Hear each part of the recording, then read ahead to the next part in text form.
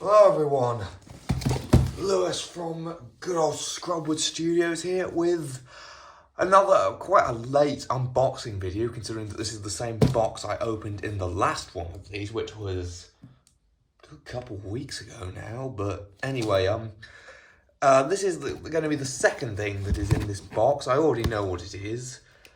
And it will, like the How Long Could Megaraptor have a small appearance, like just as a background animal in Series 4, and I did have ideas for a more major role for it in a spin-off for Prehistoric Valley, but I'm not sure if that's going to happen now, because I've also had another idea for something to do after Prehistoric Valley, and I'm not sure which idea I want to do first, so I might end up shelving that first idea. Anyway, we're going to go down to this bubble wrap and pull out, get the box out of the way. Bubble wrap everywhere. Come on. The CollectA Deluxe Iguanodon. So before we go any further, I'm just going to quickly show you the little Everything Dinosaur fact sheet for Iguanodon. And then let's see if we can get this open. So there's just some tape there.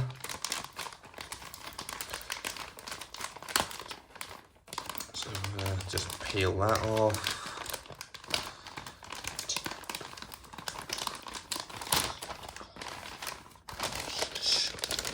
Oh, and this comes with, I've got another 1:40 scale human with this. That's kind of cool.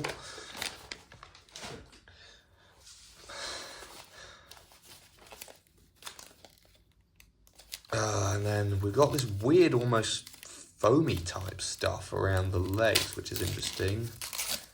See if we can remove some of that. It's also around the head, which is interesting. I haven't seen this type of packaging before on a collector figure, but oh, there we go. And then we've got a bit of cardboard just to presumably keep the legs straight.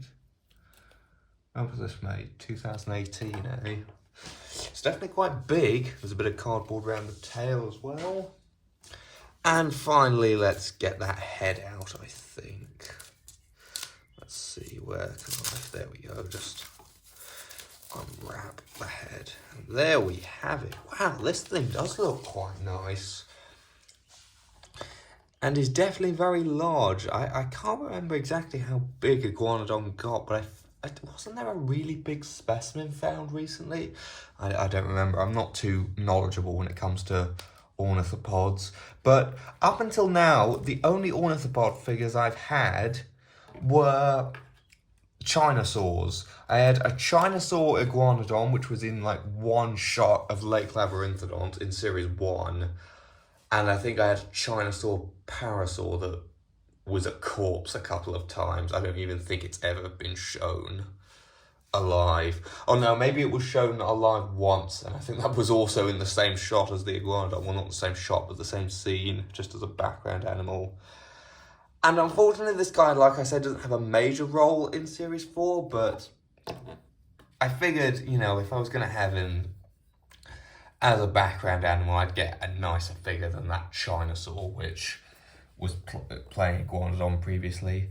Let's jump to a bit of a closer look. Let's move that out the way. Got the thing that sort of immediately jumps out to me is sort of the paint job, actually. The sculpt is great, but also the paint job. It's got a very nice, it's like almost like a light tan wash, I think that is, to sort of bring the detail out. Also, those scales, I think the scales are kind of dry brushed with like almost like a bluish green to an extent, which also, I don't know exactly what they've done, but it makes the detail on the top at least pop really well. The underside, not so good. Hands are sculpted nicely, got the nice big thumb spike. Got all the legal blah blah blah on the underside, very bird-like foot. Very barrel chest, nice skin folds.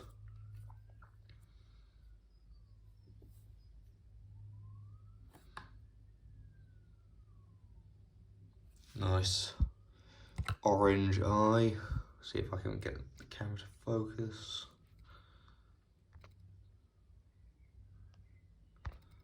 Come on. Oh, whatever.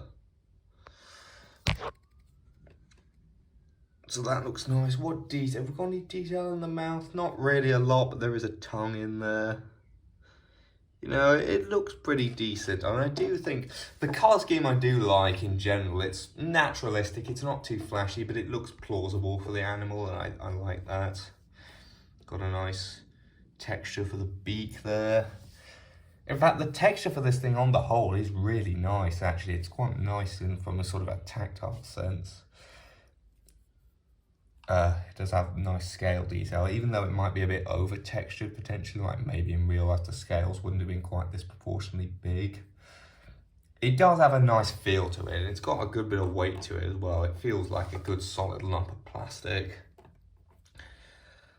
So overall, I don't really have much to say about this thing in terms of accuracy, because like I just don't know a huge amount about ornithopods. But it's a nice looking figure. It's much better than the Chinosaur I had. Yeah, again, I can't really say a lot. Let's get on to some outside photos and size comparisons.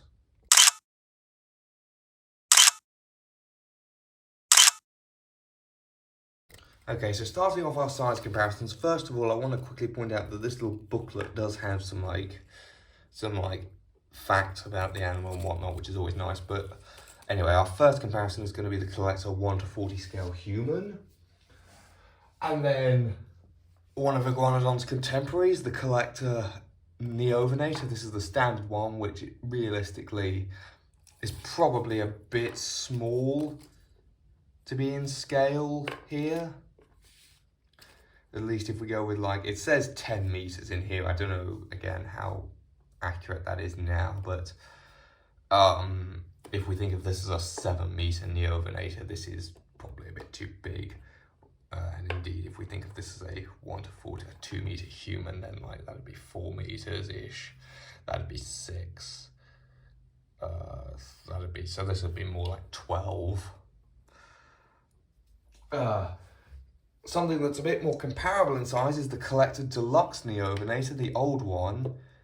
Still a bit shorter than the Iguanodon and not as tall, but it's definitely much more similar in size.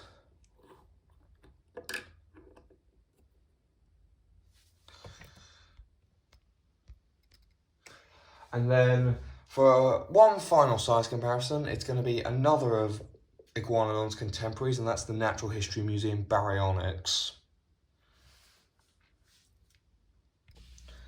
So in conclusion, what's my thoughts on this thing? Well, I can't really give too much comment, again, in terms of accuracy, but it's just as a figure in general, I think it's really nice. The only thing I can really complain about is probably the paint here seems to have smudged a bit. And maybe it's a tiny bit over-textured, but overall, it's just a really nice, solid figure. And for that reason, I'm going to give it a very solid 3 out of 5, I think. A very solid 3 out of 5.